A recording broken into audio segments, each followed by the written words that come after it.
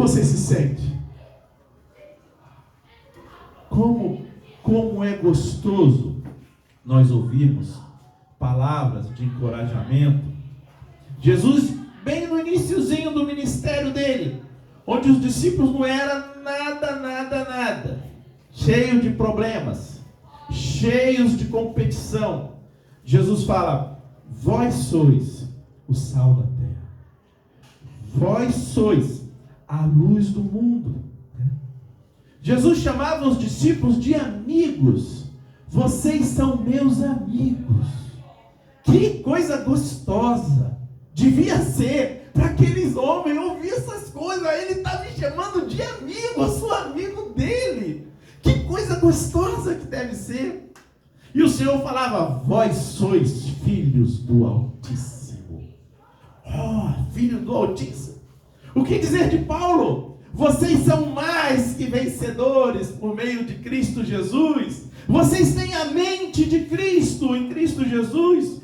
Nenhuma condenação há para os que estão em Cristo Jesus. Encorajamento.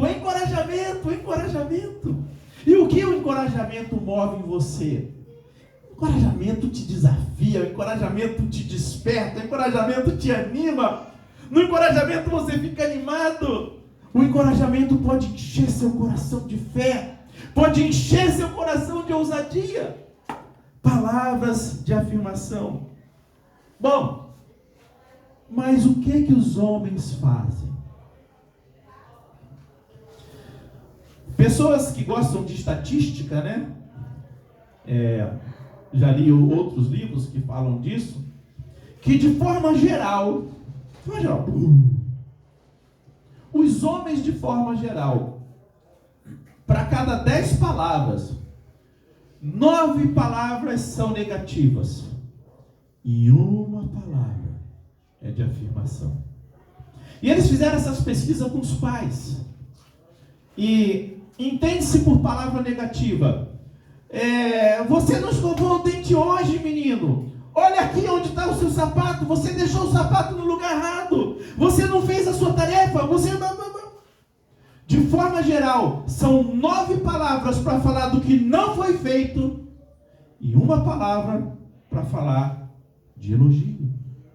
Então, de forma geral, os homens, e eu acho que é por isso que Deus coloca o encorajamento como um dom, porque isso daí vai na contramão daquilo que é a natureza humana.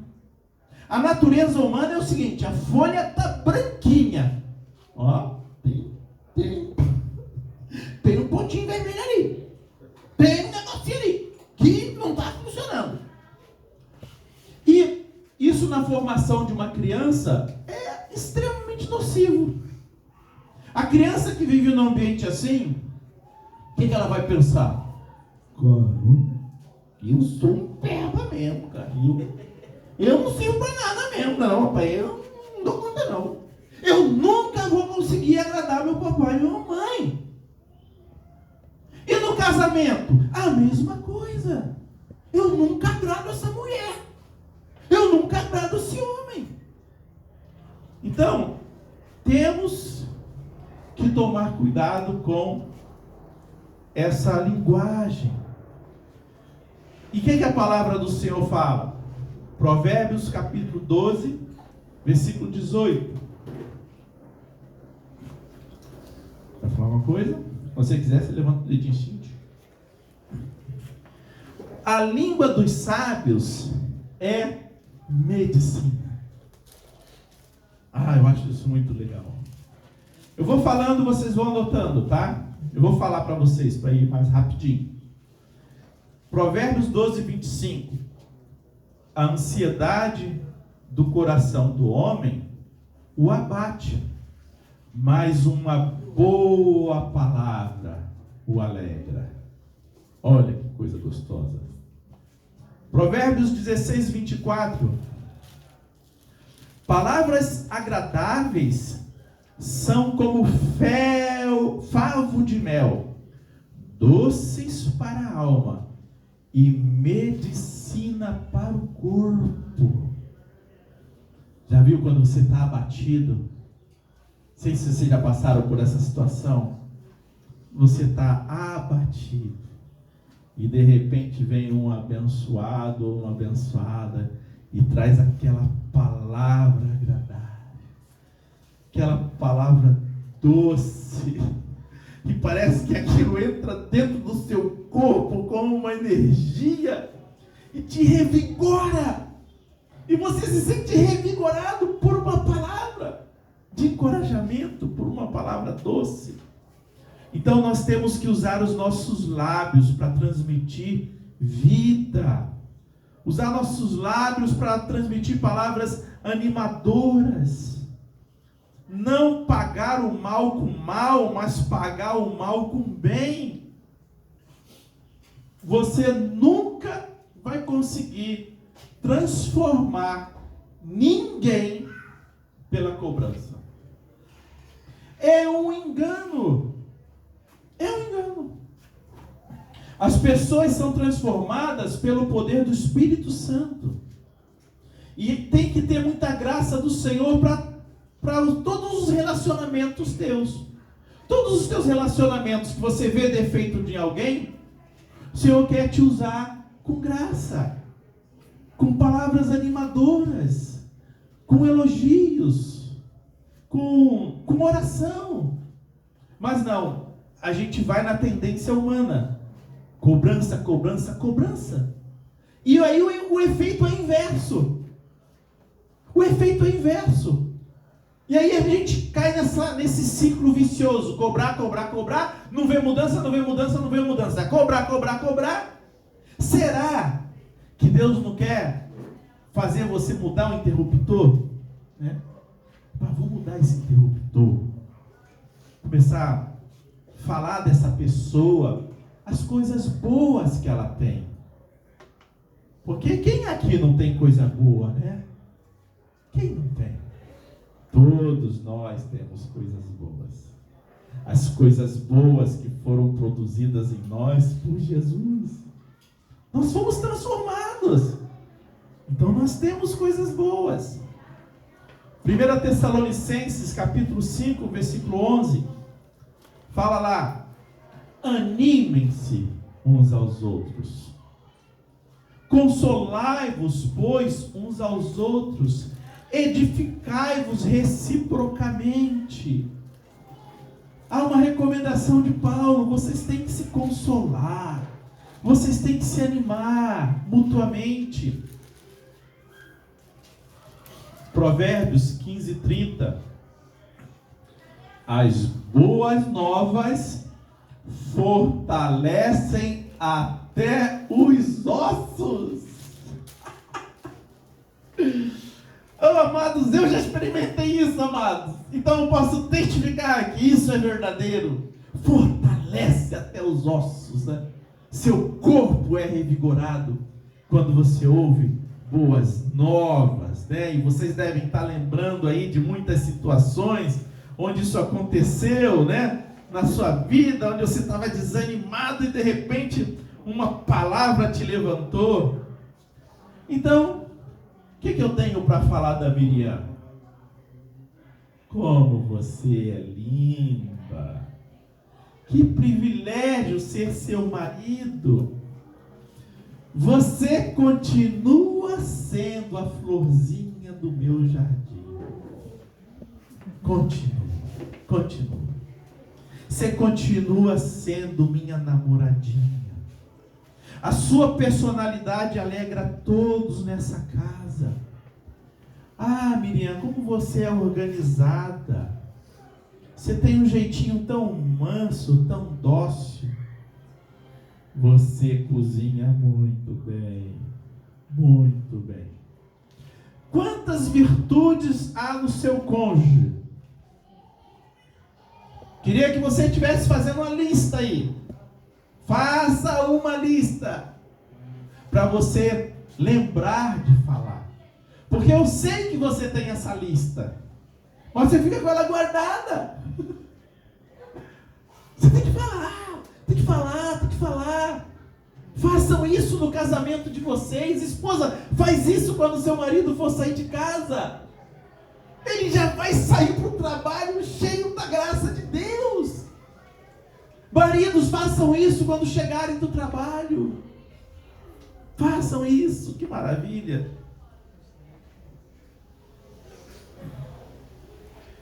E às vezes a gente se fixa na fotografia, né, do momento, ao invés de fazer uma leitura da pessoa do filme, né?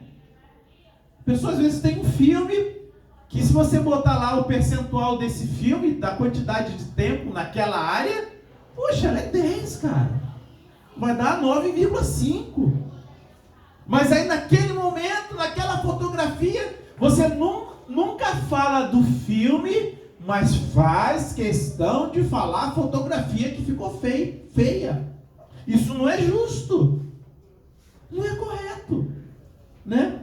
Eu até posso falar de algo na vida da Miriam que não esteja bom, desde que o tanquezinho de amor dela, com palavra de afirmação, tá cheio. Aí quando eu for falar alguma coisa, ela vai receber como vindo do Senhor. Vai fazer bem a ela aquela demonstração. Agora, se eu sou um camarada de isso até desgasta a relação, né? A relação vai ficando desgastada. Sim, gata. Quando nós temos essa tendência em elogiar e sempre falar as virtudes para a pessoa amada, seja casamento, seja os irmãos, né? Quando nós temos essa tendência de falar as virtudes da pessoa amada, né? Seja no casamento, seja nas relações de família, seja... Tenta falar fora da máscara. Então, o que eu estava querendo dizer é que quando nós temos essa facilidade de falar, né, as virtudes para nossos familiares, para o nosso esposo principalmente, para os irmãos, né, companheirismo e tudo, quando nós temos essa tendência de ter esse hábito de falar coisas boas, nós fechamos as portas do engano, né, daquilo que o diabo quer produzir no coração do nosso próximo, né?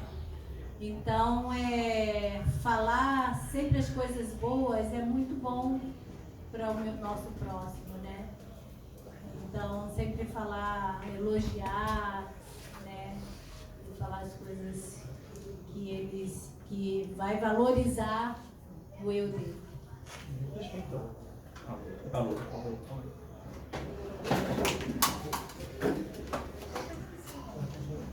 Estou usando aquele lá enquanto Alô. Então, amados, as palavras bondosas, elas não trazem condenação. E se a pessoa for uma pessoa fraca, aí que ela vai precisar mais ainda de ser fortalecida pelas palavras de edificação, pelas palavras de encorajamento. E nós não podemos esquecer que nós temos um acusador.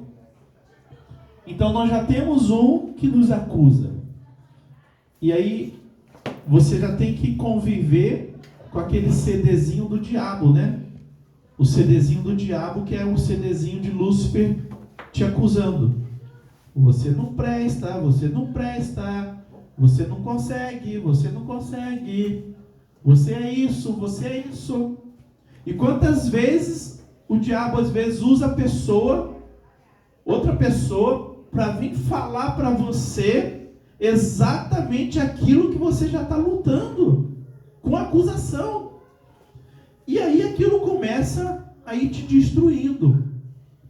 E às vezes isso acontece até no relacionamento de pais com filhos, né? Onde o filho vai acreditando que ele é mole mesmo, que ele é isso mesmo, e vai destruindo o mundo interior das pessoas. Sim. É muito interessante o que Miriam colocou, exatamente nesse sentido, né? sobre a questão da proteção, né, dentro do lar, de um para com o outro, nessas palavras positivas, porque existe essa realidade. São muitas vozes, em todo momento o casal separadamente ouve, né? Então, isso que ela falou sobre essa especificidade de segurança, de proteção que essa palavra positiva do dia a dia gera em relação a essa questão aí. Provérbios 15:1 fala assim: palavras brandas desviam o furor. Essa é uma área que eu tive que ser muito tratado pelo Senhor. Eu tinha a tendência de reagir com rispidez diante dos erros dos meus filhos ou da minha esposa. E aí eu aprendi num livro, que não sei se foi do Augusto Cury, eu fui detonado com esse livro. Esse livro falava assim: o pai bom é o que age certo quando o filho age errado. E o que acontecia comigo? Eu me valia de um direito que eu achava que tinha. Mas ele errou. Eu falei para não fazer e ele fez. Não, então... Só que depois, sempre vinha o arrependimento, né? E eu me lembro que uma vez eu tratei meus filhos de uma forma ríspida e ignorante. E a Miriam, a gente estava indo para a reunião. Antes da reunião, a Miriam sentou no meu colinho, né? Estava lá, esperando ela se arrumarem. A Miriam sentou no meu colinho e começou a fazer um carinhozinho assim. Na época eu tinha cabelo, tá? Meu cabelo. E aí ela falou assim: ô amor, você foi muito duro com as crianças. Não é? Não precisa fazer desse jeito. Miriam, não começa não, Miriam. Não começa, já vem você defendendo as crianças. Não começa não. E parou a conversa. Aí fomos para a reunião. Era um fusquinha amarelo. Eu, a Miriam e as crianças. Aí o Espírito Santo: como você é grosso. Como você é grosso. Se age errado com seus filhos. Sua esposa vem falar contigo, você não ouve sua esposa. Como você é grosso, estúpido, ignorante. Mas foi a repreensão do Espírito Santo. Eu não me senti acusado por Deus, mas eu me senti convencido de pecado. E quando chega lá na reunião, e eu, detalhe, eu já era um presbítero.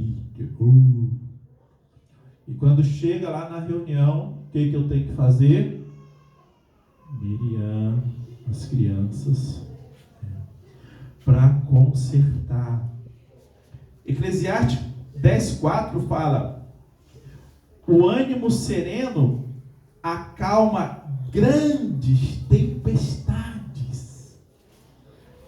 Quando eu li essa palavra de Eclesiastes, eu me lembrei de uma outra palavra, daquela situação da esposa de Nabal, onde Davi pede permissão para passar pelas terras de Nabal e receber suprimentos. E Nabal, que quer dizer, parece que o nome dele quer dizer filho de Belial, um cara grosso, estúpido, manda recado para Davi e fala: quem é Davi? Quem ele pensa que é?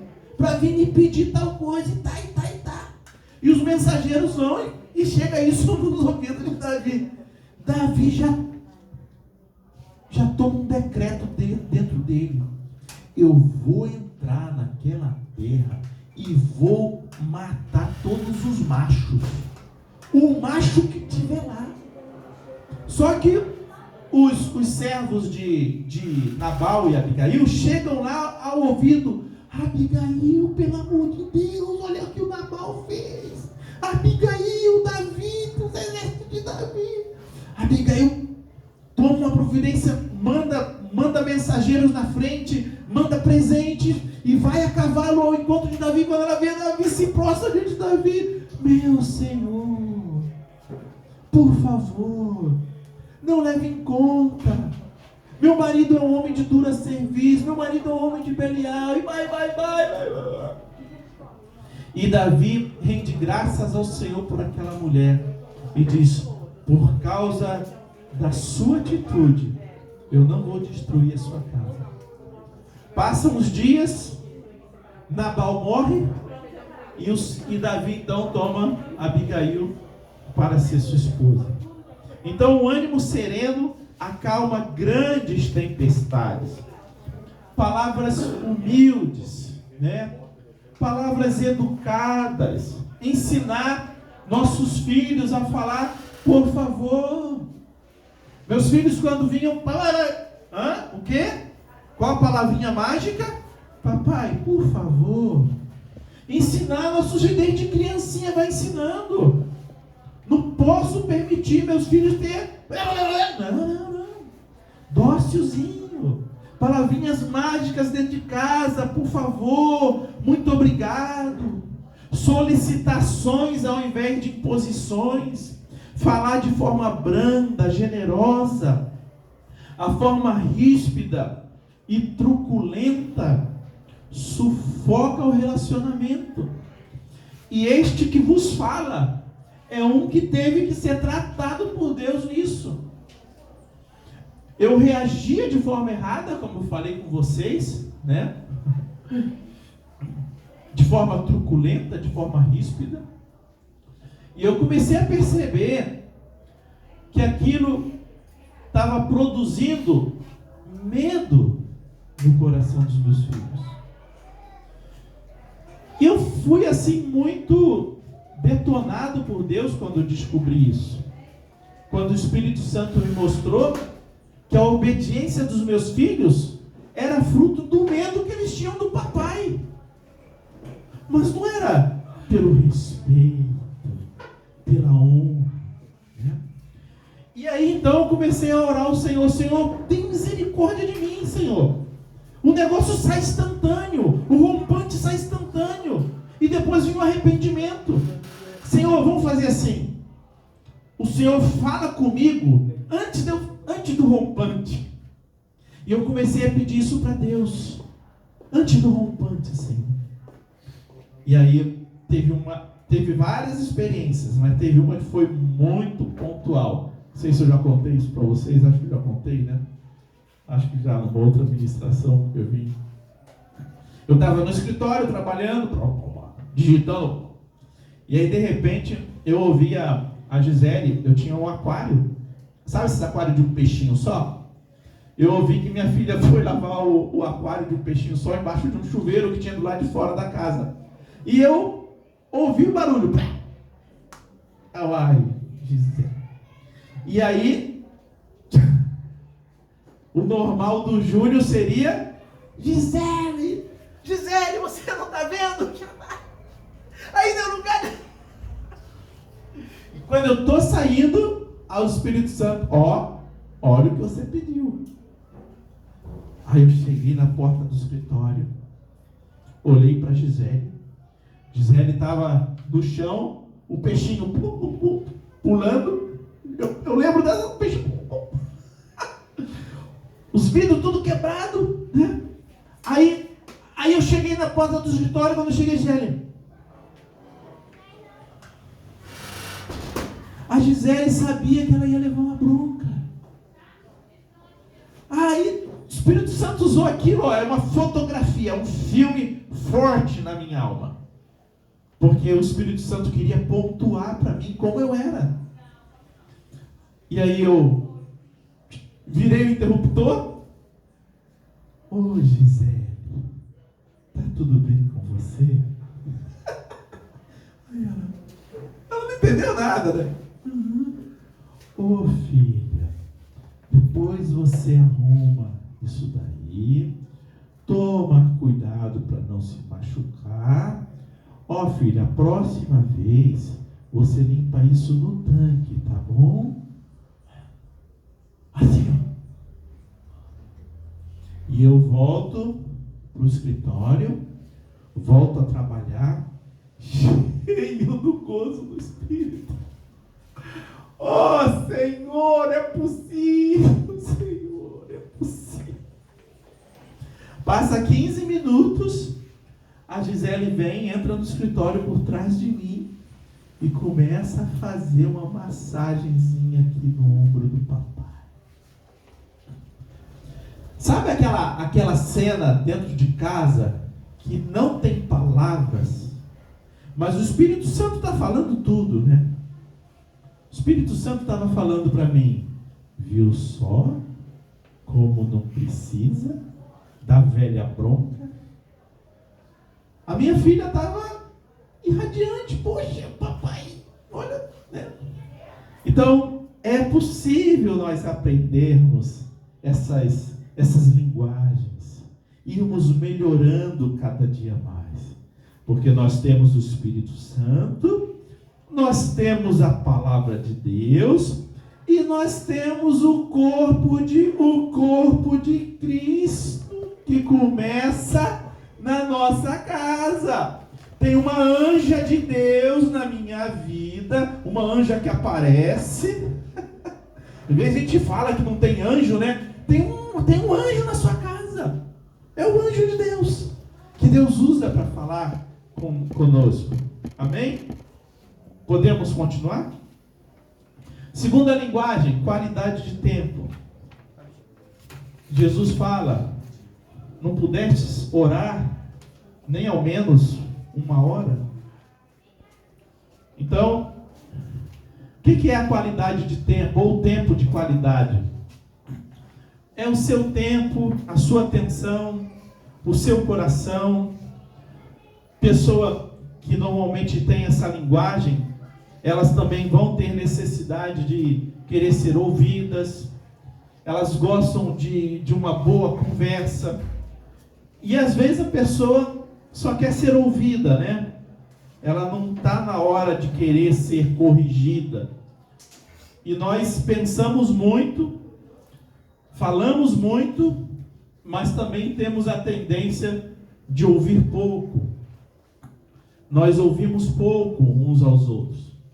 Então a qualidade de tempo é aquela conversa sem interrupção, né?